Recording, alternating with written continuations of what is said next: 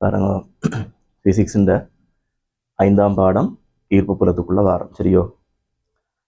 நீங்கள் இதில் இப்போ நீங்கள் பார்க்கக்கூடிய இந்த 5ஆம் பாடம் ஈர்ப்பு புலமாக இருக்கட்டும், இதுக்கு அடுத்து வரக்கூடிய மின்புலம், காந்த புலம். நீங்கள் இந்த 3 பாடத்துலையும் பார்த்தீங்கன்னா பொதுவாக புலம் என்ற சொல்லில் அந்த பாடம் முடியும். சரிதானே? ஃபீல்டு. பொதுவாக கவனிங்க, இந்த புலம் என்று சொல்கிறது என்னத்தை குறிக்கும்? சரிதானே? இந்த பாடம் என்னன்றதுக்குள்ளே போகக்குள்ள உங்களுக்கு முதலாவது வர வேண்டிய கேள்வி புலமண்டா என்ன, ஃபீல்டுண்டா என்ன? சரியோ? கவனிங்க, இந்த புலமண்ட சொல் வந்து கவனிங்க ஒரு குறிப்பிட்ட பிரதேசத்தை குறிக்கும். சரியோ? புலமண்ட சொல் வந்து ஒரு பிரதேசத்தை குறிக்கும். சரிதானே? அப்படி என்று சொன்னால் அது என்ன மாதிரியான பிரதேசம் என்று சொன்னால் கவனிங்க, அந்த பிரதேசத்துக்குள்ள நீங்க நுழைந்தால் என்றானா உங்களை வந்து ஒரு விசை ஒன்று உணரக்கூடியதா இருக்கும்.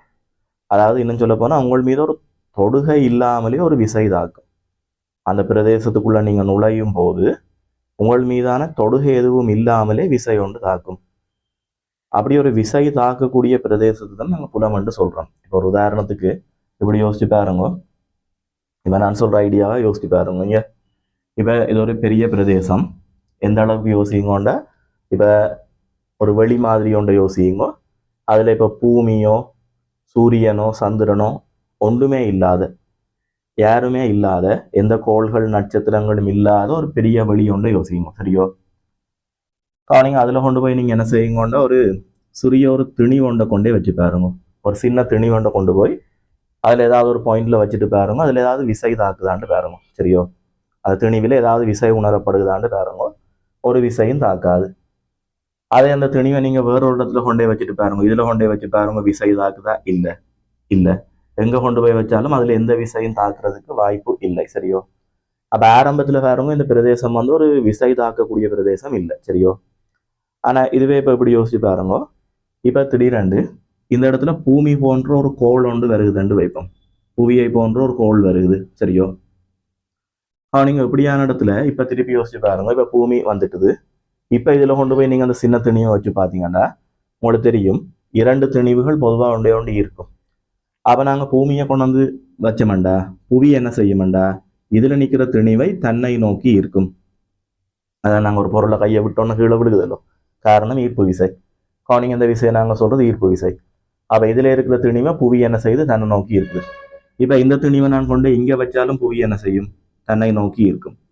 அங்க கொண்டு போய் வச்சாலும் புவி என்ன செய்யும்? தன்னை நோக்கி இருக்கும். ஆகவே இங்க பாருங்க, இப்ப இந்த சிறு திணிவு இந்த பிரதேசத்துல எங்க போய் நின்றாலும் அதன் மீது ஒரு ஈர்ப்பு விசை தாக்குறத உணருது.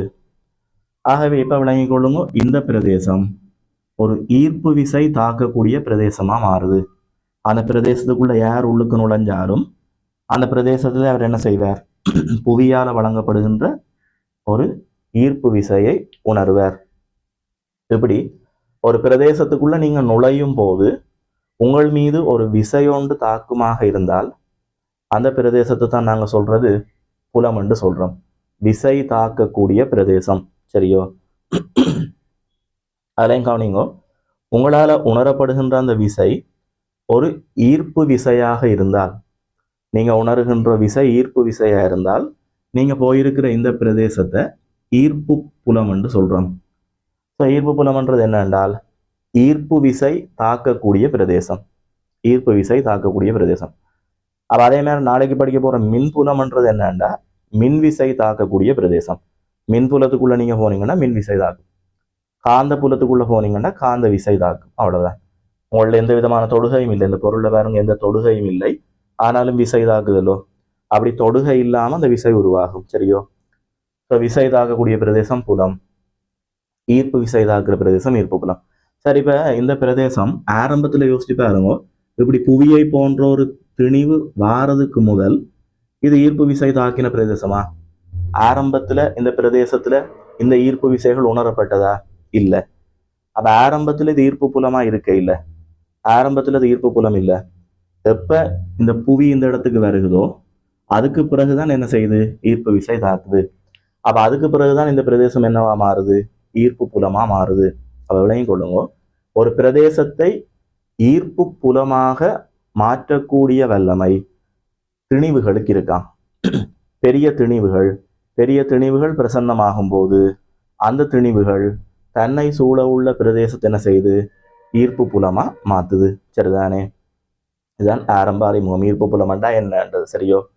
சரி, அவ நீங்க இப்ப என்ன செய்யுங்க, உங்களோட கொப்பியில முதல்ல ஹெடிங் போடுங்க, ஈர்ப்பு புலம் என்ற ஒரு ஹெடிங் போடுங்க. கிராவிடேஷனல் ஃபீல்டு, ஈர்ப்பு புலம் என்ற ஒரு ஹெடிங் போடுங்க.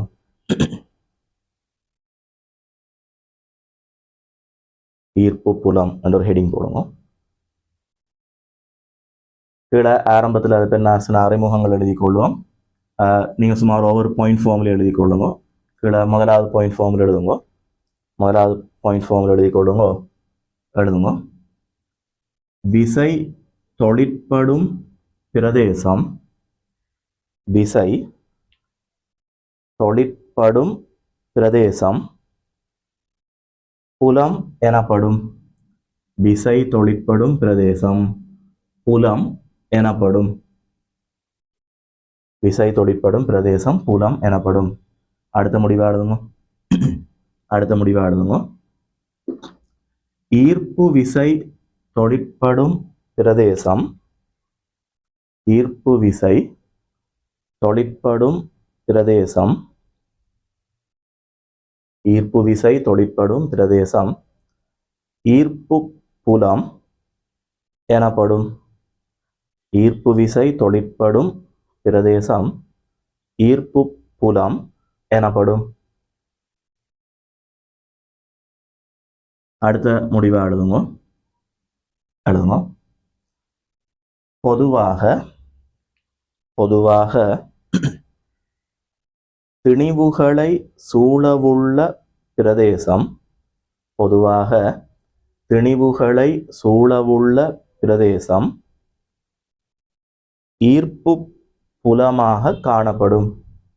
திணிவுகளை சூழவுள்ள பிரதேசம் ஈர்ப்பு புலமாக காணப்படும். ஈர்ப்பு புலமாக காணப்படும்.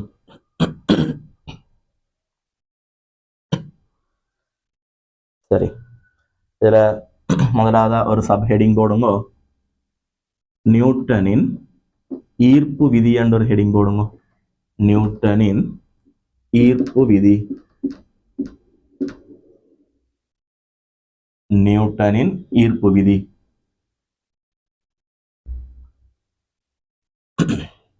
நியூட்டனின் ஈர்ப்பு விதி. சரி, நீங்க இவர் என்ன விடயத்தை கண்டுபிடிக்கிறாருண்டா, இங்க பாருங்க, ஏதாவது ஒரு இரண்டு திணிவுகள் ஒரு குறிப்பிட்ட இடை தூரத்தில் இருக்குதுன்னு வையுங்க. சரியோ? இந்த திணிவினுடைய பருமனை நான் ஒரு M1 என்று வைக்கிறேன். இந்த திணிவினுடைய பருமன் M2. இதனுடைய திணிவு மையத்துக்கும் இதனுடைய திணிவு மையத்துக்கும் இடையிலான அந்த இடை தூரத்தை சிம்பிள் R என்று வைப்போம். சரியோ? இப்படி ரெண்டு திணிவுகள் ஒரு R இடை தூரத்தில் இருக்குதுன்னு வையுங்க. இப்ப என்ன நடக்கும் என்றாலாம், இந்த திணிவு அந்த திணிவை தன்னை நோக்கிய திசையில ஈர்க்குமாம். ஸோ இந்த திணிவால இந்த திணிவின் மீது ஒரு ஈர்ப்பு விசை செயற்படுகிறது. நியூட்டனின் மூன்றாம் இயக்க விதிப்படி என்ன நடக்கும் என்றாலாம், இந்த திணிவை தன்னை நோக்கி இருக்குமாம்.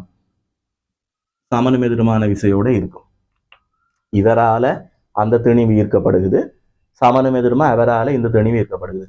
அப்ப அந்த ரெண்டு திணிவுகளுக்கு இடையில ஒரு ஈர்ப்பு விசை ஒன்று இப்படி செயற்படுதுதான்.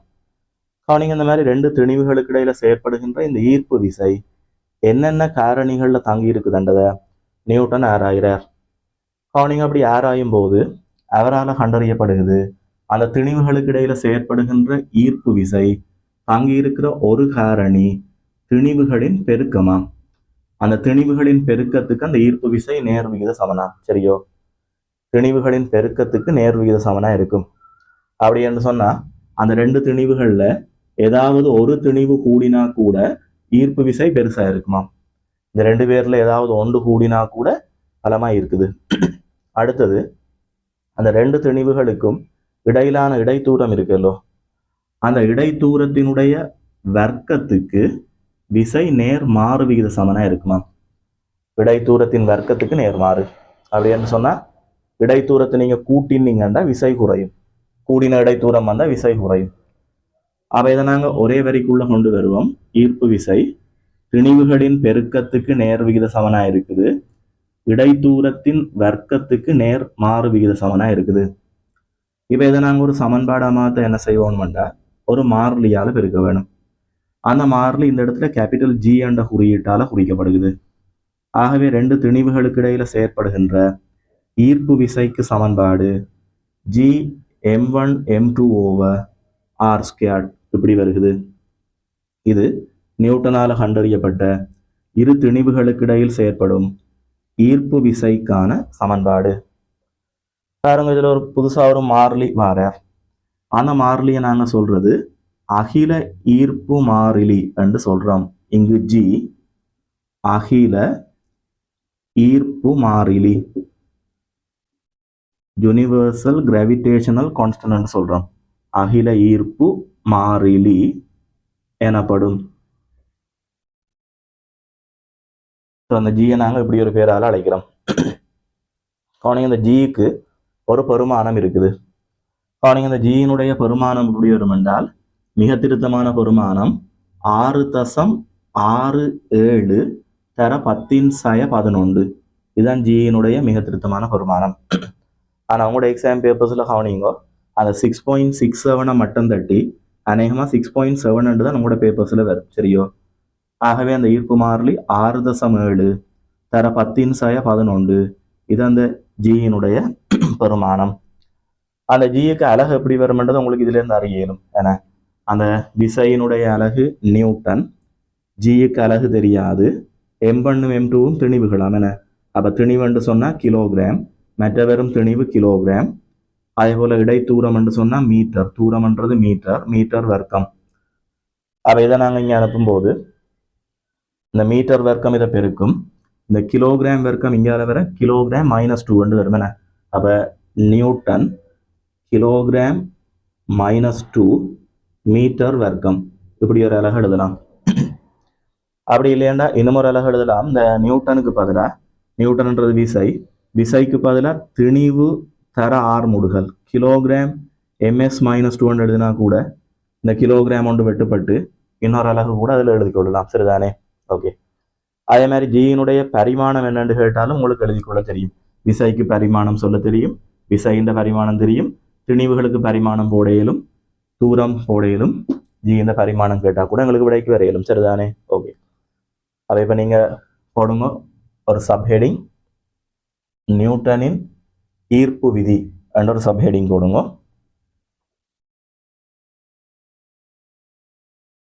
அதை போட்டுட்டீங்கன்னா கீழே எழுதுங்க. நான் சொல்ற விடயத்தை எழுதுங்க.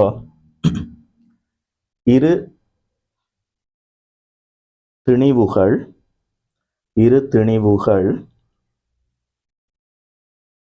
ஓர் குறித்த இடைத்தூரத்தில், இரு திணிவுகள் ஓர் குறித்த இடைத்தூரத்தில் உள்ள போது,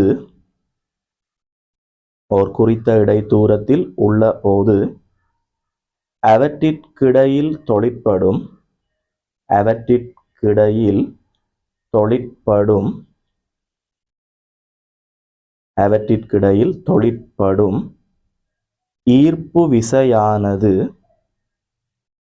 அவற்றிற்கிடையில் தொழிற்படும் ஈர்ப்பு விசையானது,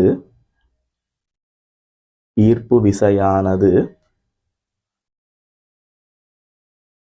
அடுத்த வரியில் எழுதுங்க ஒன்று, அடுத்த வரியில் எழுதுங்க ஒன்று போட்டு எழுதுங்க ஒன்று. அடுத்த வரியில் எழுதுங்க திணிவுகளின் பெருக்கத்திற்கு நேர் விகித சமனாகும்.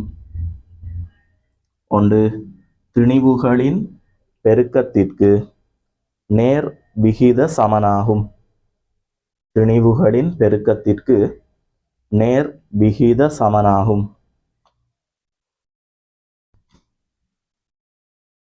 2 இடைத்தூரத்தின் வர்க்கத்திற்கு, இடைத்தூரத்தின் வர்க்கத்திற்கு, இடைத்தூரத்தின் வர்க்கத்திற்கு நேர் மாறு விகித சமனாகும். இடைத்தூரத்தின் வர்க்கத்திற்கு நேர் மாறு விகித சமனாகும். நேர்மாறு விகித சமனாகும்.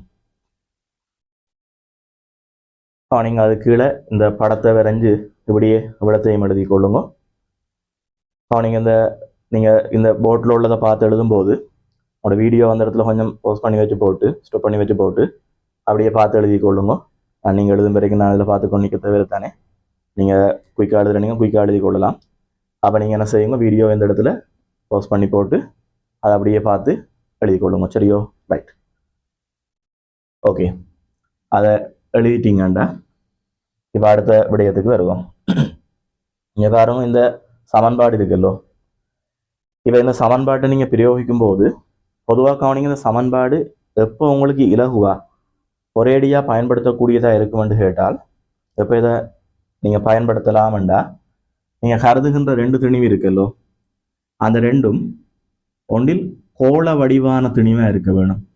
கோள வடிவான திணிவுகள். அப்படி இல்லையாண்டா கவனிங்க, புள்ளி திணிவுகளாக இருக்க வேணும். ஏதாவது ஒரு புள்ளி திணிவாண்டா தெரியுமா?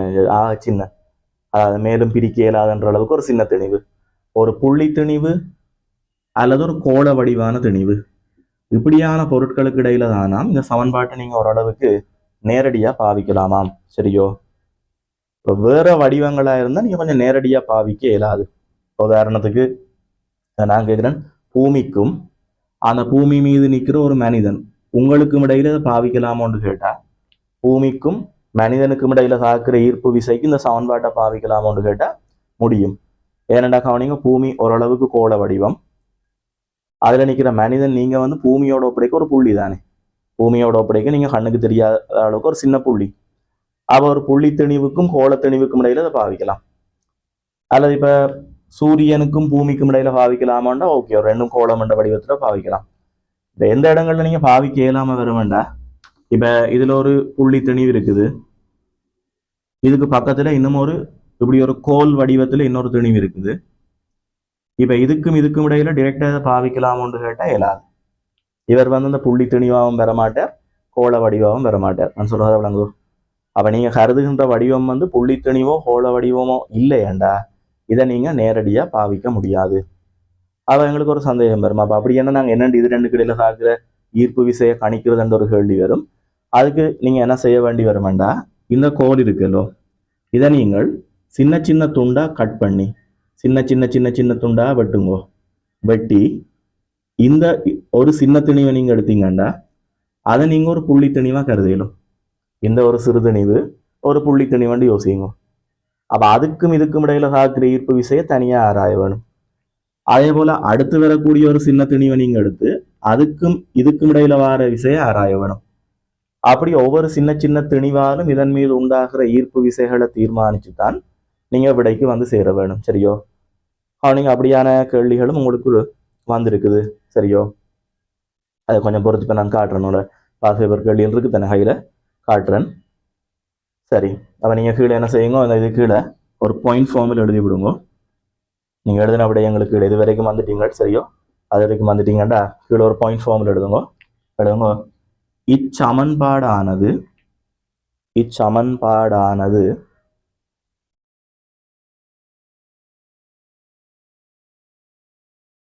திண்மக் கோளங்களுக்கிடையில்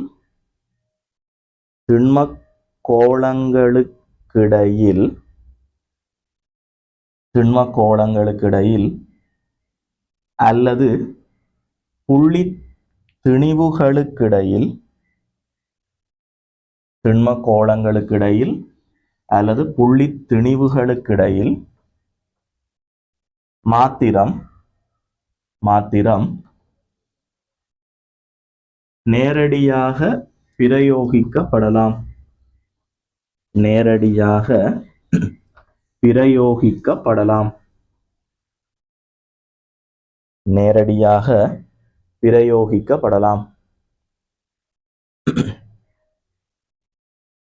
சரி, ஓகே. சும்மா சின்ன கேள்விகள்ல இருந்து வருவோம். ஒன்று ரெண்டு கேள்வியை பார்ப்போம். எழுதுங்க, சும்மா ஒரு கேள்வி எழுதுங்க. முதலாவது கேள்வியா எழுதுங்க. 10 கிலோகிராம் 20 கிலோகிராம் திணிவுகளை உடைய 10 கிலோகிராம், 20 கிலோகிராம் திணிவுகளையுடைய இரு பொருட்கள்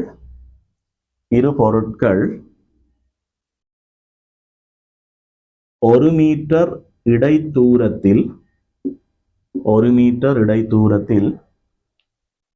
உள்ளன. இரு பொருட்கள் 1 மீட்டர் இடைத்தூரத்தில் உள்ளன. அவற்றிற்கிடையில்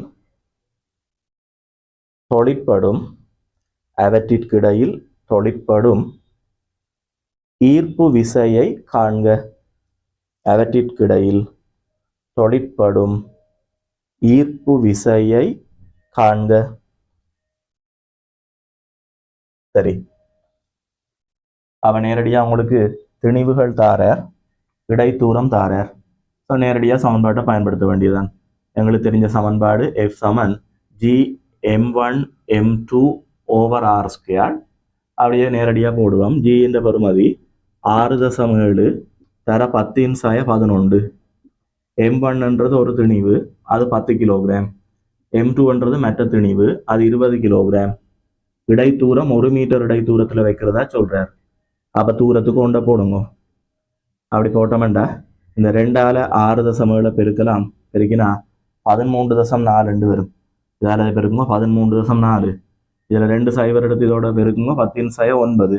அப்ப இதை விட உங்களுக்கு 1.34 தர 10⁸8 நியூட்டன் என்று வரும். சரியோ? அந்த 2 திணிவுகளுக்கு இடையில தாக்குற ஈர்ப்பு விசை இப்படி என்று வரும். என்ன எழுதி கொள்ளுங்க.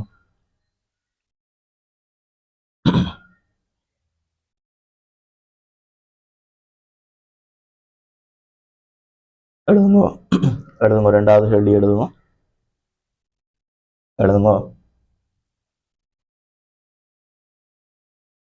10 கிலோகிராம், 40 கிலோகிராம் திணிவுடைய 10 கிலோகிராம், 40 கிலோகிராம் திணிவுடைய இரு பொருட்கள்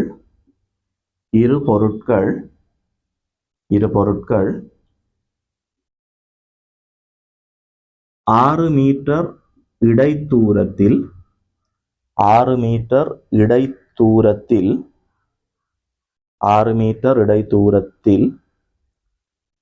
வைக்கப்பட்டுள்ளன. 6 மீட்டர் இடைத்தூரத்தில் வைக்கப்பட்டுள்ளன.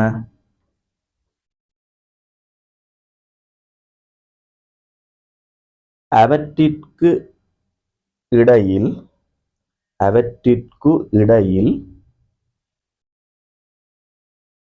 வேறொரு திணிவு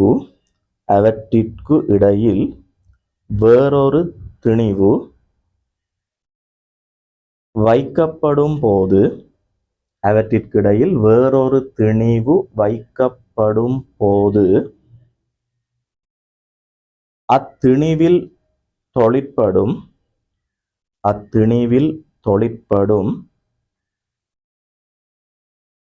விளையுள் ஈர்ப்பு விசை பூச்சியமாக அமைவதற்கு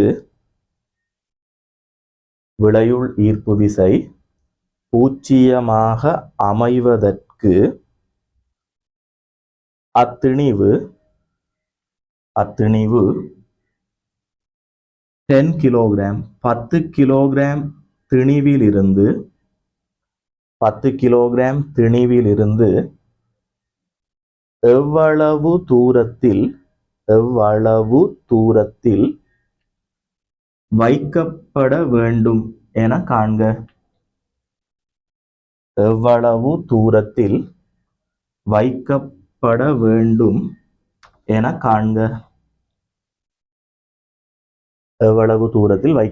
வேண்டும் என காண்க. ஓகே, கொஞ்சம் பாருங்க. என்னடா 2 திணிவுகள் இருக்குதாம். ஒரு திணிவு 10 கிலோகிராமாம், இன்னொரு திணிவு 40 கிலோகிராம். சரி, அப்ப இவர் 10 கிலோகிராம், இவர் 40 கிலோகிராம்.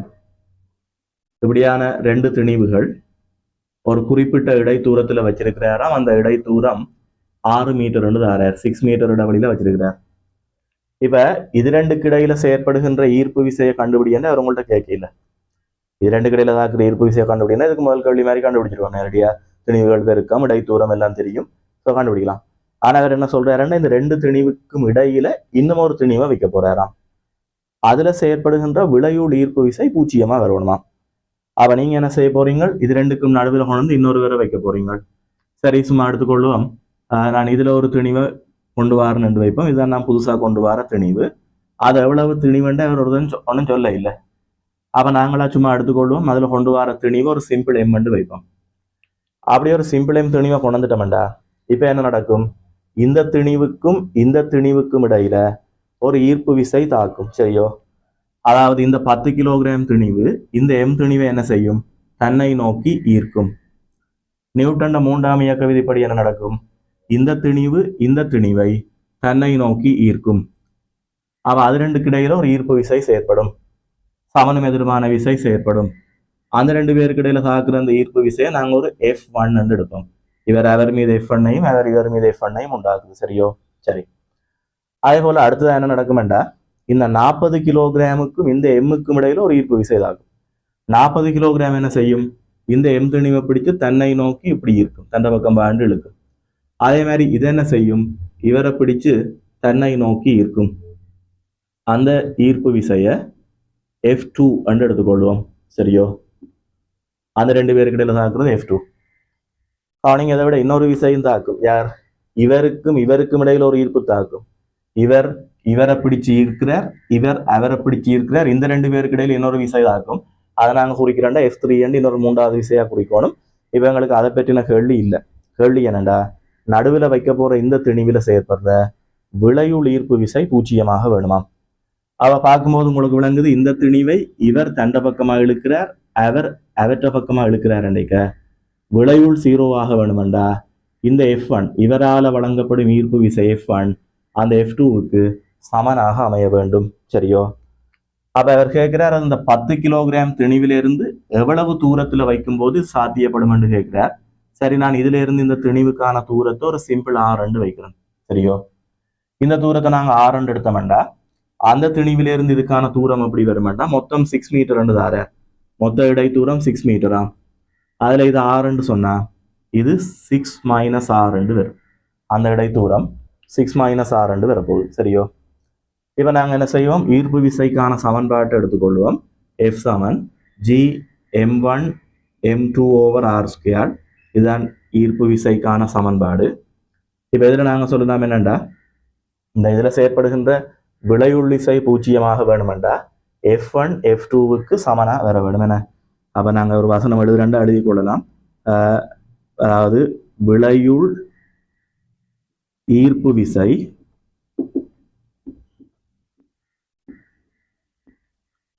பூஜ்ஜியமாக அமைவதற்கு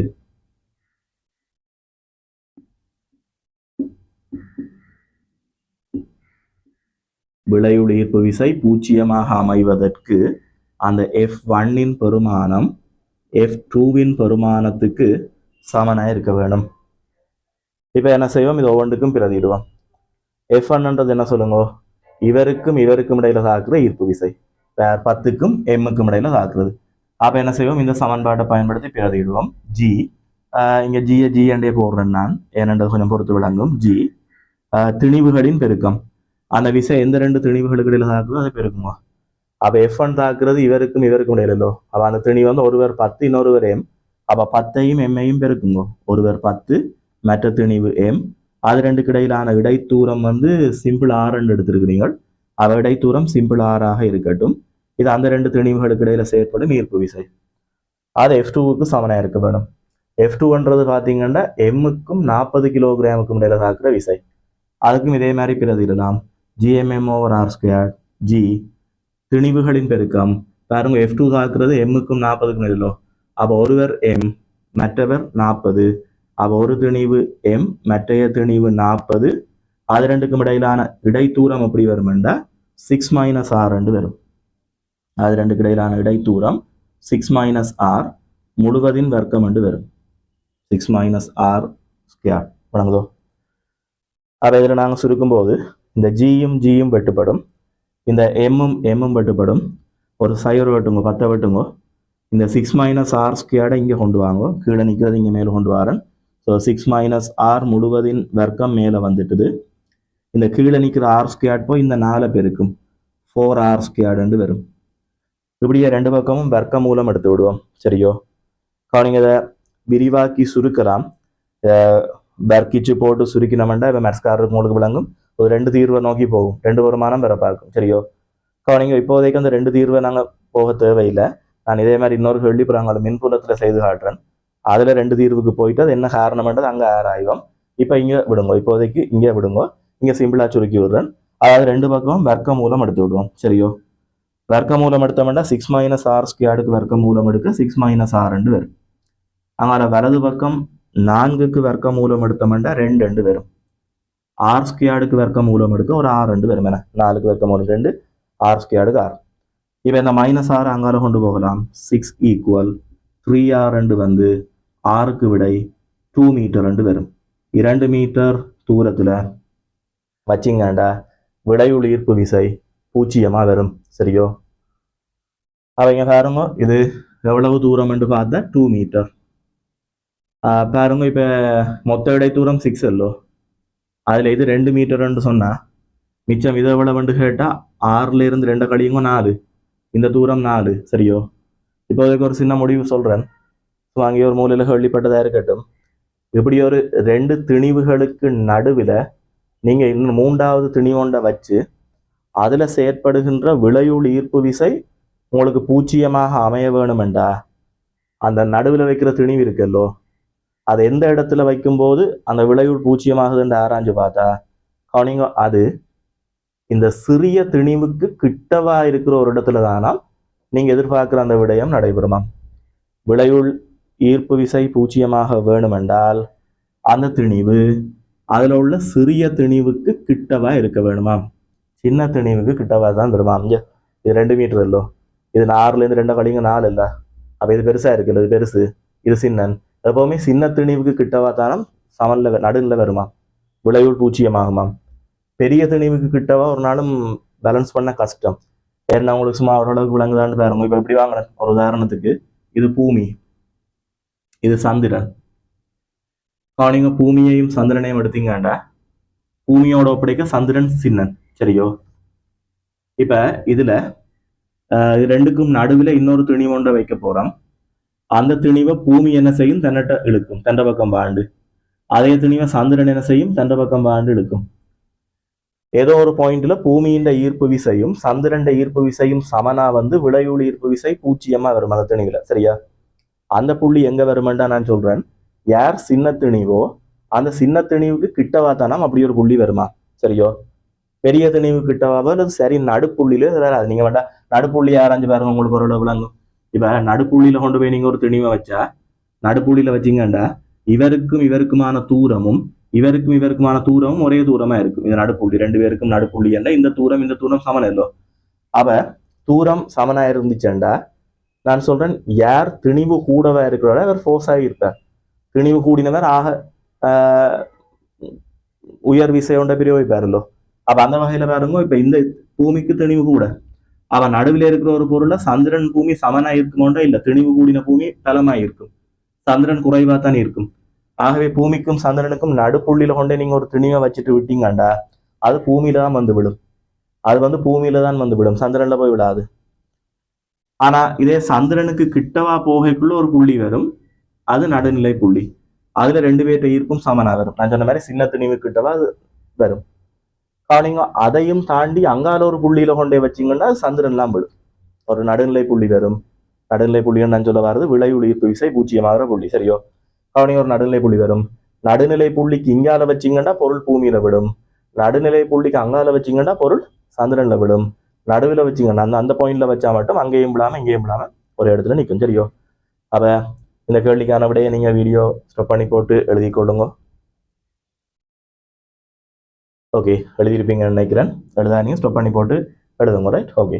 அதை எழுதி முடிச்சிட்டீங்கண்டா கீழே ஒரு பாயிண்ட் ஃபார்மில் எழுதி கொள்ளுங்க. நான் சொல்றது ஒரு பாயிண்ட் ஃபார்மில் எழுதுங்க. எழுதுங்க. இரு திணிவுகளுக்கிடையில்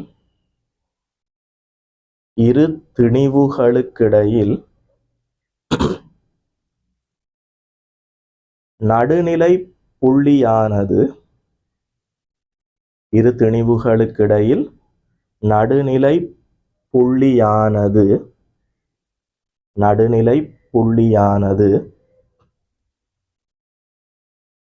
பிராக்கெட்டுக்குள்ள எழுதுங்க.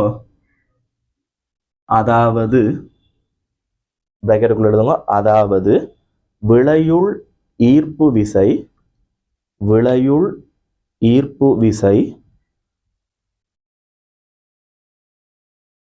பூச்சியமாக கூடிய புள்ளி, பூச்சியமாகும் புள்ளி அப்படியெல்லாம் பாரு. அதாவது விளையுள் ஈர்ப்பு விசை பூச்சியமாகும் புள்ளி. பிராக்கெட்டை க்ளோஸ் பண்ணுங்க. பிராக்கெட்டை க்ளோஸ் பண்ணி எழுதுங்க. சிறிய திணிவிற்கு அண்மையில் பெறப்படும். பிராக்கெட்டை க்ளோஸ் பண்ணி எழுதுங்க. சிறிய திணிவிற்கு அண்மையில் பெறப்படும். சிறிய திணிவிற்கு அண்மையில் பெறப்படும்.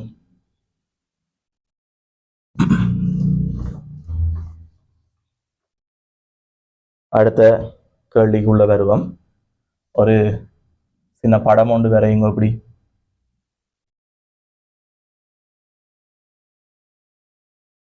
ஒரு மேசையில 2 குட்டி இருக்கிற மாதிரி ஒரு படம் வரையுங்க.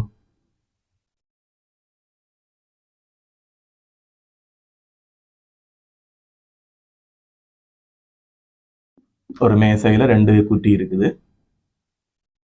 அது ரெண்டுக்கும் இடையிலான இடைத்தூரம் 0.1 மீட்டர் என்று காட்டுங்க.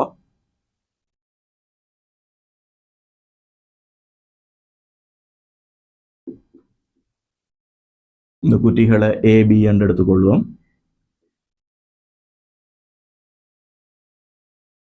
அடுத்த கேள்விக்கு, 3வது கேள்விக்கு இப்படி ஒரு படத்தை வரையுங்க. ஓகே, படத்தை வரைஞ்சிட்டீங்கன்னா கேள்வி எழுதுங்க. ஒவ்வொன்றும் 0.1 கிலோகிராம் 0.1 கிலோகிராம் திணிவுகளை உடைய ஒவ்வொன்றும் 0.1 கிலோகிராம் திணிவுகளை உடைய இரு குட்டிகள் கேபிட்டல் A, B என்பன, இரு குட்டிகள் A, B என்பன 0.1 மீட்டர்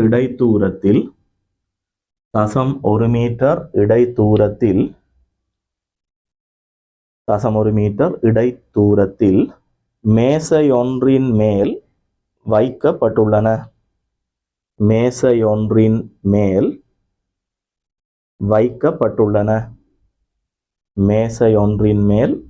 வைக்கப்பட்டுள்ளன. குட்டிகளுக்கும் மேசைக்குமிடையிலான நிலையியல் உராய்வு குணகம்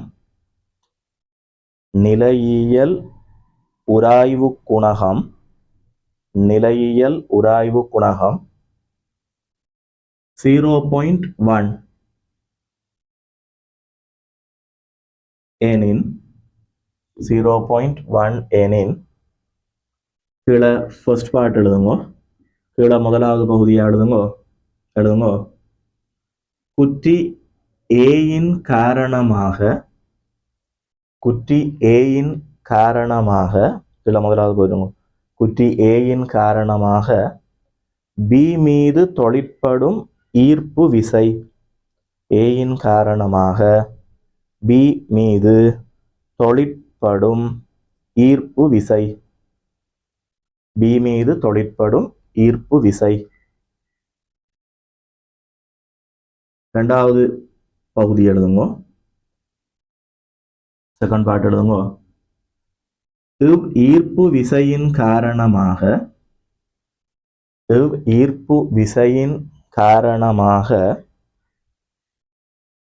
ஈர்ப்பு விசையின் காரணமாக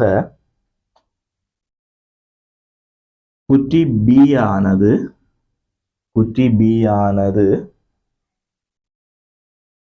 ஏயினை நோக்கி குற்றி B ஆனது ஏயினை நோக்கி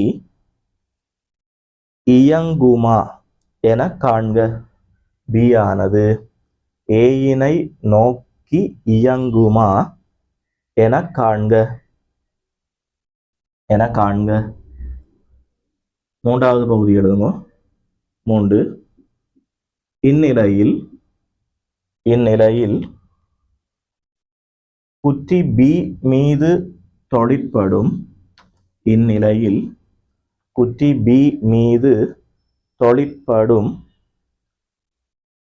உராய்வு விசை.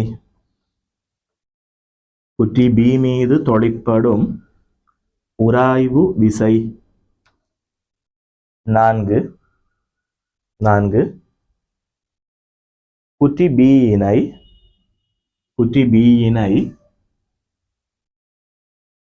இயங்கச் செய்வதற்கு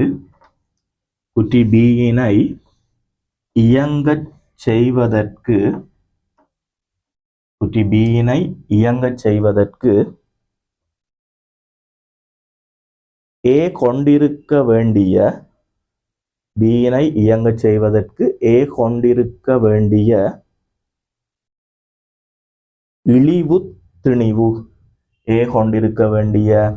இழிவுத் திணிவு.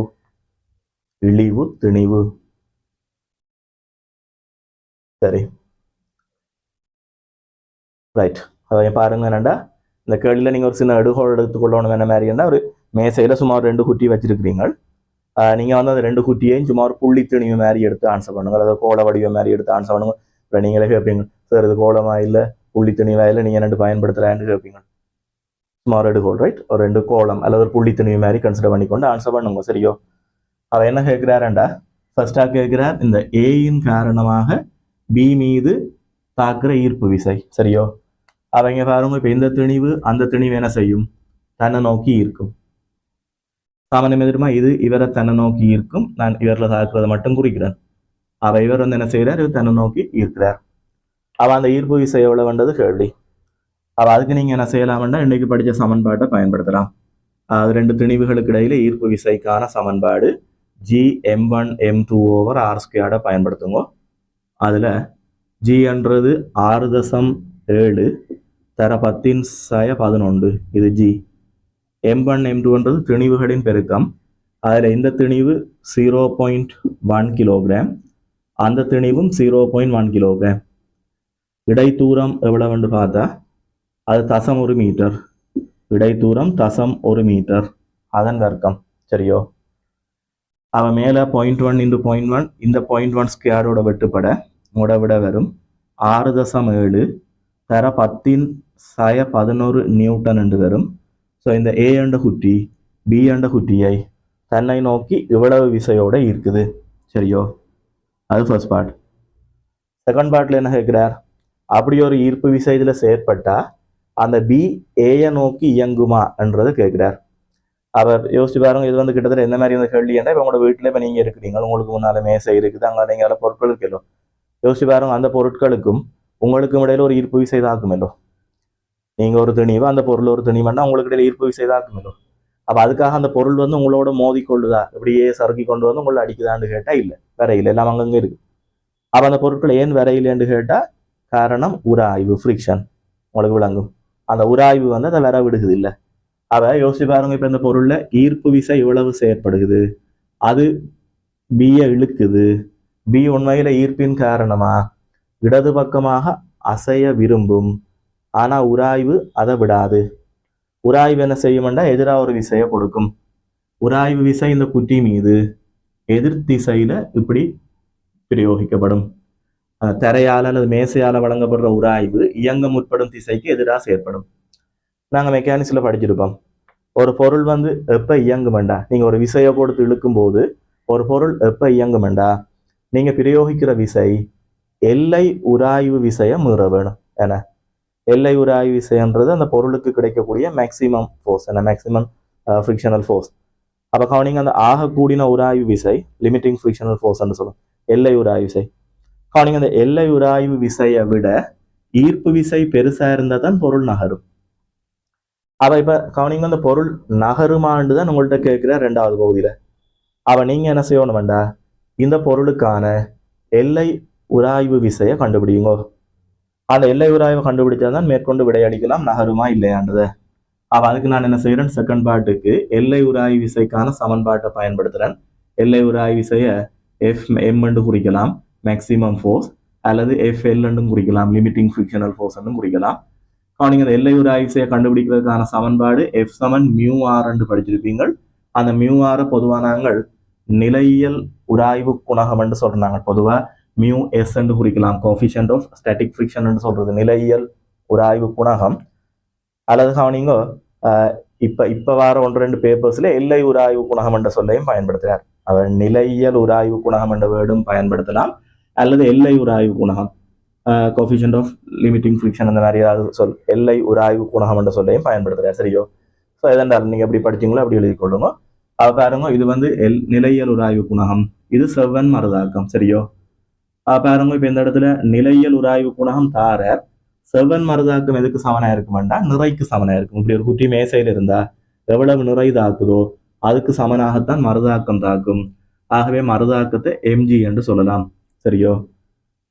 உராய்வு குணகம் 0.1, அந்த பொருளினுடைய திணிவு 0.1, திணிவும் தசம்1 தான் தந்துருவாருங்கோ, G10. அப்ப இதை நீங்க சுருக்கும் போது எல்லை உராய்வுக்கு விட வருது 0.1 அப்படி என்று சொன்னா அந்த பொருளுக்கு ஆகக்கூடினது தசம்1 வரையில உராய்வு செயற்பட வாய்ப்பு இருக்குது. உராய்வு சொல்லுது என்ன, தேவைப்பட்டால் தான் தசம்1 நியூட்டன் வரையில தொழிற்பட முடியும் கண்டு உராய்வு இப்ப சொல்லுது. அப்ப உராய்வால 0.1 வரைக்கும் வந்து சேர முடியுமெண்டா, நீங்க அந்த பொருளை இழுத்து அசைக்கணுமெண்டா நீங்க பிரயோகிக்கிற விசை 0.1 விடவும் பெருசா இருக்க வேணும். இதை விடவும் பெரிய ஃபோர்ஸோட இழுத்தாதான் உங்களால் என்ன செய்ய முடியும், அந்த பொருளை அசைக்க முடியும். ஆனா இப்ப இதுல செயற்படுற ஈர்ப்பு விசை எவ்வளவு கொண்டு வருங்கோ, அந்த ஈர்ப்பு விசை 6.7 தான் தாக்குது. இதை பார்த்தீங்கண்டா இதை விட எவ்வளவோ சின்ன விசை. அந்த தசம்1 ஒப்படைக்க 10⁻11 மிக மிக சிறிது. அவ எவ்வளவு ஒரு சின்ன ஃபோர்ஸை வச்சுக்கொண்டு இந்த உராய்வை மீறி இழுத்து பொருள் அசைக்கிறது சாத்தியமே இல்லை. ஆகவே பொருள் அசையாது. அது நாங்க சொல்லுவோம் என்ன, அந்த எஃபின் பெருமானம் எஃப் சிறிது, FL குறியீட்டுல இந்த எஃப்ன்றது இங்க எழுதியிருக்கிறோம், இது FL விட சின்ன, குறியீட்டுல எழுதுறா எழுதுவோம். அப்படி இல்லையாண்டா நீங்க என்ன சொல்லலாம், ஈர்ப்பு விசை எல்லை உராய்வு விசையை விட சிறிது. ஈர்ப்பு விசை தமிழ் எழுதுறதா இருந்தா ஈர்ப்பு விசை சிறிதாக காணப்படுகிறது எல்லை உராய்வு விசையை விட. சரியோ? எல்லை உராய்வு விசையை விட சிறிது. எனவே பொருள் இயங்காது. சரியோ? எனவே குற்றி இயங்காது என்று முடிக்கலாம்.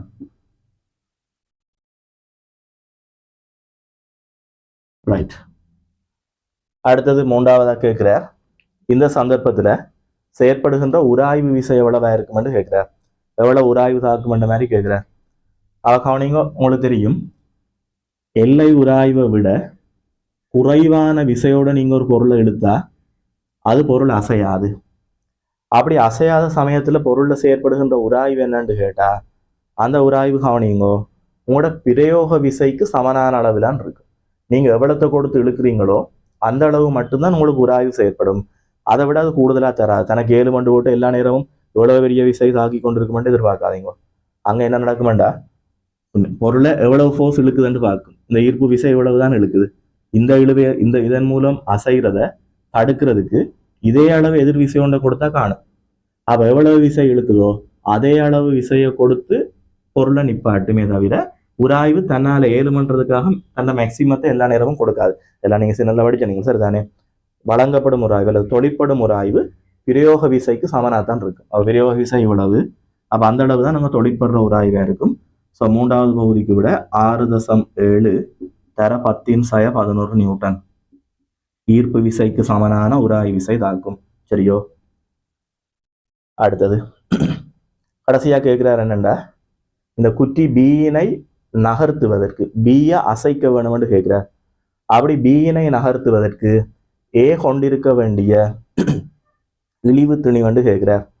அப்படி என்ன சொன்னா கேள்வியின் அர்த்தம் என்னண்டா இந்த ஏன்ற திணிவை மாத்து என்றுதான் சொல்றேன். ஏன்ற திணிவை மாத்து. ஏன்ற திணிவை சொல்ல போனா நீங்க அதிகரிக்க வேணும். ஏன்னு சொன்னா பாருங்க இதுக்கும் இடையில இருக்கிற ஈர்ப்பு விசைக்கு சமன்பாடு gm/r². இதுல நீங்க என்ன செய்யுங்க ஒருவருடைய திணிவை கூட்டுங்கோ சரியோ. அப்படி பாருங்க இதுல ரெண்டுல ஏதாவது ஒரு திணிவை நீங்க கூட்டினாலும் ஈர்ப்பு விசை என்ன செய்யும் கூடும். அப்ப நீங்க என்ன செய்யும் கொஞ்சம் கொஞ்சமா இந்த திணிவை கூட்டுங்க. இப்ப தசம் 1 கிலோகிராமா இருக்கிற 1 கிலோகிராம் 2 கிலோகிராம் 3 4 5 உண்டு. இதை நீங்க கூட்ட என்ன நடக்குமெண்டா ஒரு திணிவு கூட கூட ஈர்ப்பு விசை கொஞ்சம் கொஞ்சமா கூடும். அது இழுக்கிற விசை கொஞ்சம் கொஞ்சமா கூடிக்கொண்டு வரும். அப்படி கூடிக்கொண்டு வரைக்க ஒரு கட்டத்துல அந்த ஈர்ப்பு விசை எல்லை உராய்வு விசை இருக்குல்ல பிக்கு கிடைக்கக்கூடிய மேக்சிமம் உராய்வு அதை விடவும் கூடிட்டு தாண்டா உங்களோட ஈர்ப்பு விசையின் பெருமன் எல்லை உராய்வு விசை தசமொண்டை விடவும் கூடிட்டு தாண்டா குட்டி என்ன செய்யும் இடம் நோக்கி அசைய ஆரம்பிக்கும் சரியோ. ஆகவே நாங்க சொல்லலாம் 4வது பகுதி இது கீழே எழுதுறேன்னா பாருங்க 4வது பகுதி வந்து இப்படி வரும். அதாவது பியினை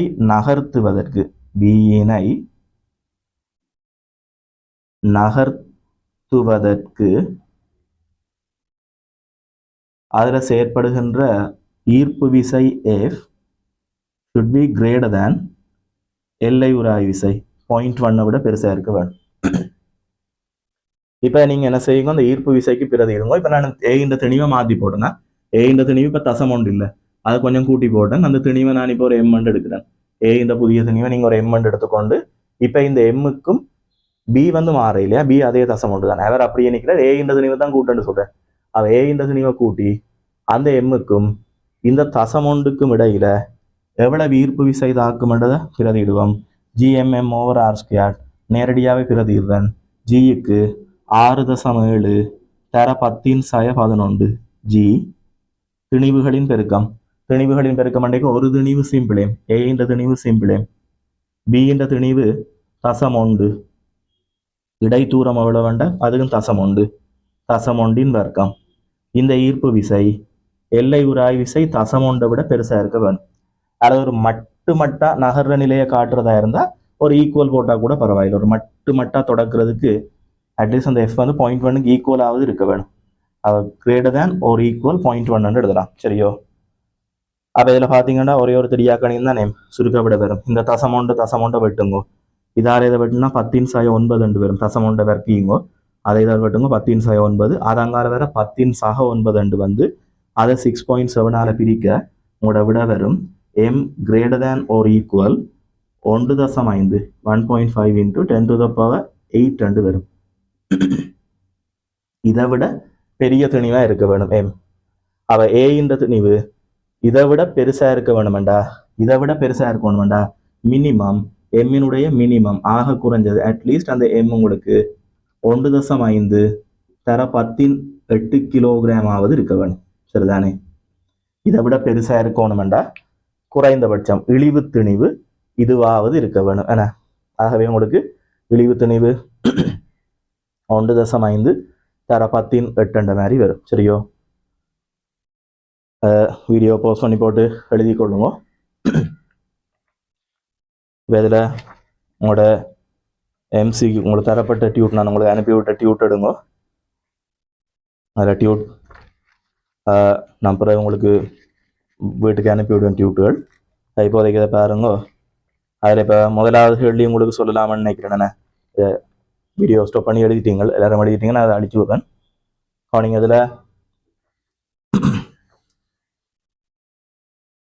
முதலாவது கேள்வி ஈர்ப்பு மாறிலி ஜியின் அலகுண்டு கேட்டிருப்பார். அதை நாங்கள் முதல்ல எடுத்த அலகு வரும். அது 5th ஆன்சர் வரும். 5வது விட வரும். அடுத்தது பாருங்க 2வது ஈர்ப்பு மாறிலி ஜியின் பரிமாணம் என்று கேட்பார். பரிமாணம் என்றா இதில் போடலாம் விசைக்கு பரிமாணம் விசையண்டா திணிவு தர ஆர் முடுகல் திணிவண்டா எம் ஆர் முடுகல் என்றா LT -2. ஜிக்கு பரிமாணம் தெரியாது. இது ரெண்டும் திணிவுகளாம். திணிவுகள்னா மேஸ். இது திணிவு இதுகும் திணிவு. ஆறுன்றது இடை தூரம் என்றா லென்த் அதுன்ற வர்க்கம். அப்போ இதில் ஒரு எம் வெட்டுப்படும். மற்ற எம் இங்கே கொண்டு வந்தீங்கன்னா m - 1 வரும்.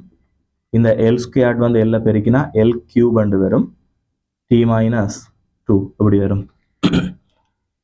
ஸோ m - 1 எல் கனம் t - 2 விட வரும்.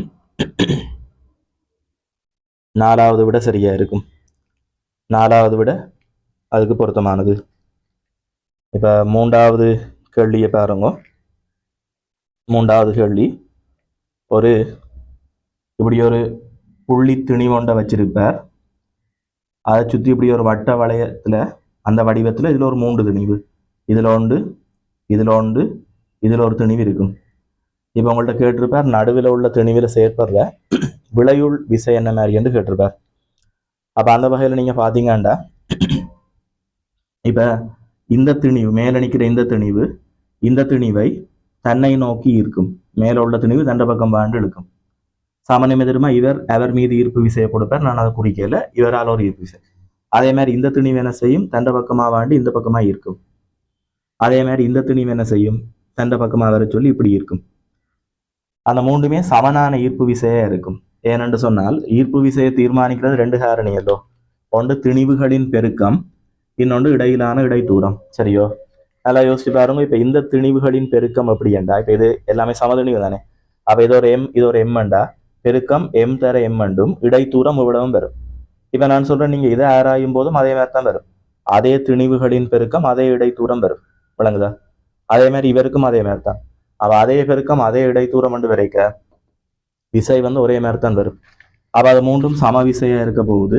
அந்த விசையை நாங்கள் இந்த இடத்துல ஒரு எஃப் ஃபண்ட் எடுத்துக்கொள்வோம். அது எஃப் ஃபண்டா இதுக்கும் எஃப் தான், இவரும் அதே அளவு எஃபோட இருப்பார்.